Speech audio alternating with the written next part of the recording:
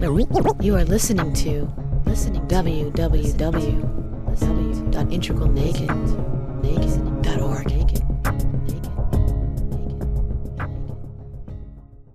There are certainly types of states that are available to you that are much bigger than you might suspect at any given moment. And the interesting thing about Big Mind is it's one of a series of states that human beings are said to have, in a sense, ever-present access to. And Big Mind, in a sense, is sort of the most important, let's put it that way. It's ever-present consciousness, it's Godhead, it's Tao, it's the abyss, it's the unqualifiable suchness of this in every moment. And as we were saying the last time we were together, one of the interesting things about it is it's really sort of the only thing you've ever really deeply known. All the other phenomena have changed. We were saying, you can remember that you were around last week. You were doing something last week, right? Yes. Everybody, yeah, I remember last week. What? You don't know. All you know is that I am was there. And that fundamental ever-present I amness is that fundamental condition upon which everything arises, including your own finite self. So having that ever-present condition, getting a little glimpse of that, getting a taste of that pointed out, is a very, very profound kind of reorientation and remembrance of this fundamental birthright that belongs to literally every sentient being. So that's a few of you that didn't get it, you're going to go, well, I want to take that class again. We'll come back and keep working with it. And it's something that we'll continue to clarify. And there are many, many different paths to this. One of the reasons we like working with Genpo and Diane and John Kessler and some of the people that are working with that process is that it is a relatively quick and straightforward introduction to your original face. The traditions maintain that there are several states of consciousness that are indeed ever-present, that you have access to. A human being, now we're talking, not sentient beings. All sentient beings have Buddha mind, or Godhead, or spark of absolute spirit. That's the definition of being a sentient being, being an individual holon, all the way down. Quarks, atoms, Republicans, all have a spark of that awareness. Is proof of God's greatness, if ever there was one. Now, we, of course, love Democrats and Republicans because we are integral. I have to explain that. What we want to talk about, though, a little bit, and this is in reference to your question about what stages and how they fit in, is the difference between states and stages, states of consciousness and stages of consciousness. And we're going to find in particular there are at least two different kinds of stages. The first kind of stages are found throughout all of the meditative traditions.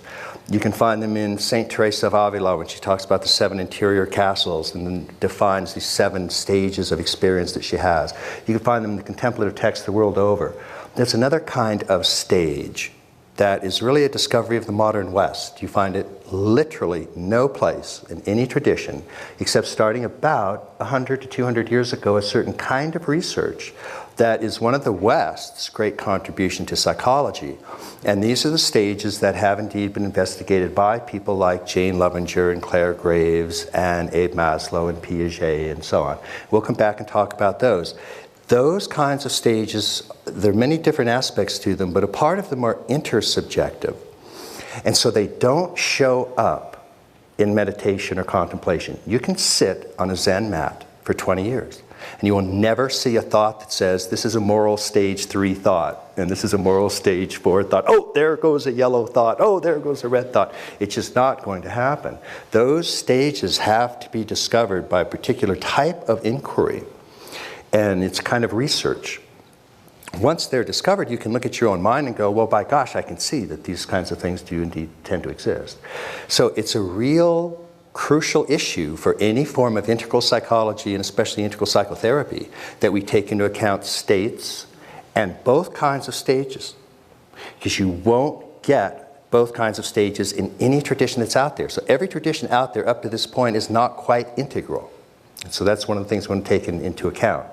So I'll come back and circle back or talk a little bit about these in a little bit more detail. But I wanted to set that up a little bit. And I'll talk just a few more minutes about states and these two kinds of stages, and then we'll zero in on some of these particular issues. The general notion of states and stages, you find that model going all the way back as early as Vedanta and Vajrayana. And it's one of the really great, the Vedanta, the simple Vedanta model is one of the really primordial, absolutely best, small, succinct psychological models you can find. And Vajrayana agrees with it. The Vedanta model is very simple. It has 5 levels or stages called the sheaths. It has 3 states, and it has 3 bodies, or 3 energies. And with those simple 3 little variables, you can cover about 90% of what you really need to cover in a lot of these things. So the stages, the 5 stages, the sheaths covering Atman or Brahman are literally like the levels of consciousness, or the stages that we would look at, some of the types of stages we would look at. And it goes from the Annamaya Kosha to the Pranamaya Kosha to the Manomaya Kosha to the Vijnanamaya Kosha to the Anandamaya Kosha. That basically means that from food to emotional sexual energy to early mind to higher mind and then to transpersonal bliss mind. Those are conceived as sheaths around your own self. So that big mind that you were introduced to, one of the reasons that you don't always remember it is that there are these 5 sort of layers over it, and you start paying attention to something that's going on in one of those 5 layers, then all of a sudden you forget ever present. And that's okay, that's sort of how the game gets going. It's kind of fun. So those are the 5 levels or sheaths. And you can use the 7 chakras, they're very similar, instead of the 5, and you get essentially the same thing. And you find those models present as well. Then they add 2 other components, though, to give 3 components altogether, and that's what makes it so interesting. One component is states of consciousness. The 5 sheaths are stages or structures of consciousness. The states of consciousness, and there are anywhere between 3 and 5 of those, are waking, dreaming, deep sleep. They then add 4th, Turiya, the ever-present witness, and there's a 5th, Turiyatita, which means one taste. So these states can have different stages in them. And they were smart enough to see that. They were smart enough to see that if you're in a dream state at night, you can actually have 2 or 3 of these levels operating, 2 or 3 stages operating. So that's a very, very profound insight. And then they add a 3rd component, which is even more profound. And that's that every mind has a body. So every state or stage of consciousness has an energy associated with it, an energetic component. And they call it either prana, or they sometimes call it bodies. They sometimes call it wind. The Tibetans call it wind, lung, R-L-U-N-G. But so the idea is that the waking state must have a body to support it, the waking state mind, and it does. It has a gross body. And then if you're in a dream state, or in a bardo, or in a meditative state, and you're in a subtle state, it has to have a body, and that's the subtle body. It's an actual energy that supports that consciousness. And even in the causal, deep, formless sleep, there's a very, very subtle body. And the Tibetans actually call it gross, subtle, and very subtle. And Vedanta calls it gross, subtle, causal.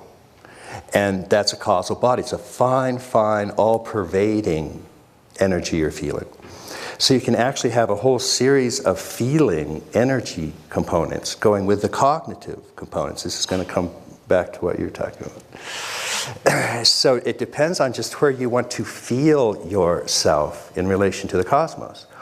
So if you feel yourself in this physical body right here and right now, which is a good place to start, we don't want to forget that, then you're in the gross body, which is a nice thing to have on occasion, if it's not running a fever. Then it's that, but you actually feel yourself right there. Now, if you move into a subtle body, it starts to get more interesting. Subtle body is something you have in the dream state, for example. In the dream state, a lot of very interesting things are happening. You can fly, you can move around. It's a very plastic, expandable condition. And in the bardo realm, if you are making that trip, the traditions that believe in that believe that this is the car you're driving in that journey. So the subtle body is what takes you from gross body to gross body in terms of reincarnation. And then, so you can feel the subtle body expand. And this is where we kind of live our energy. If you're feeling relaxed now, you can feel your subtle body kind of expand, include. We get very loving and very open, which is very, very nice. And then if somebody, like criticizes the integral model or something, and then, but I'm bigger than that.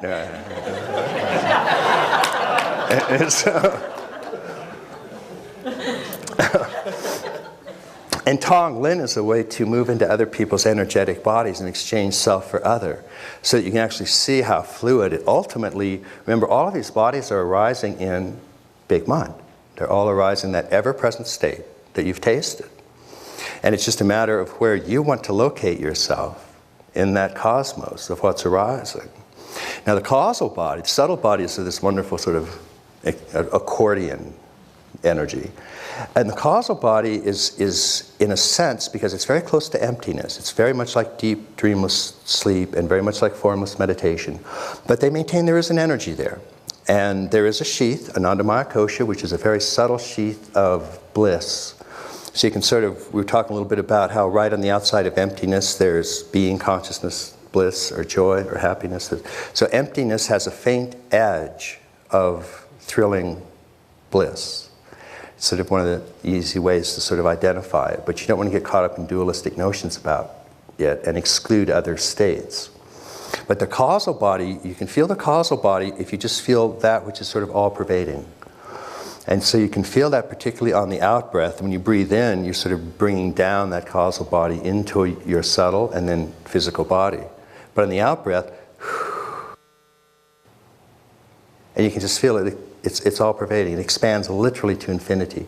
Your breath and your awareness and your identity will expand to infinity. And there, all it meets is big mind. It's there anyway, because that's as far as you can go.